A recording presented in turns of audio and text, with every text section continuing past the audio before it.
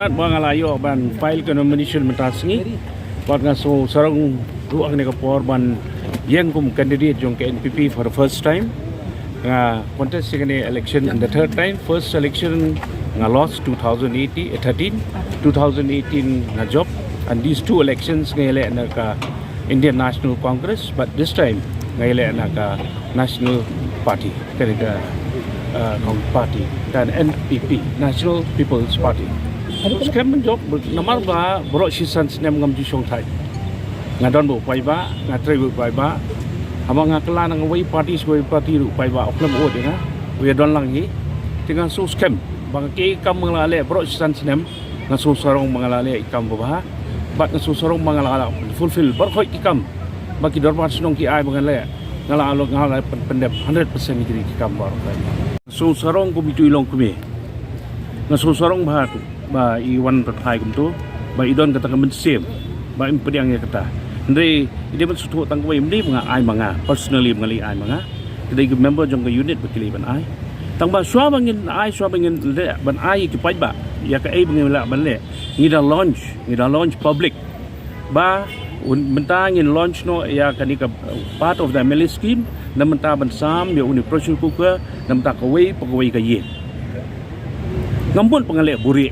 nga hamle buri nga openly nga launch ya kani shaban sam ngamnong kiwi ki kyrtong ki ba khentho ya nga mga sam kat ba yala dia pat ki sam nari play ko to longkmie kamni pakali pynphai tang junga kali pynphai ru yo kyrtong pyrshah ja ba denga ngale pyrshah ak basai ndai kumi koi kyrtong pyrshah nga ki lile buri bat ka khentho nga banga ai pressure kuka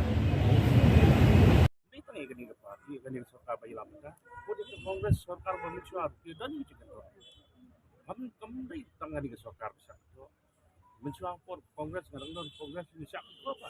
so election ngam rasa keren ba de no सरकार berul nang le rule hal le don bagi chicken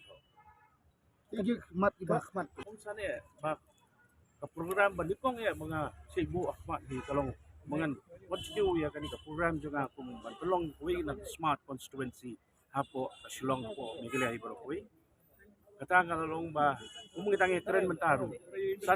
sanpuro tingkah project jong ka Shillong smart city kila sanction constituency juga pat ki kam kidang yai mata syai nasusi ban ong batang hapo ka absnem nipla ban le yesibun na makala petut kala kubet tamangi dang yatri bat ngampep bat ngakulat mga pelong ya ka constituency juga ka smart constituency kadi ka constituency jo bangam non ka government kalong sensitive ngampat jok ngadang le kalong sensitive hindi ngala don ang government mentang pay bangay le tu e kani election ba adin mga jok ngam idon kalong sensitive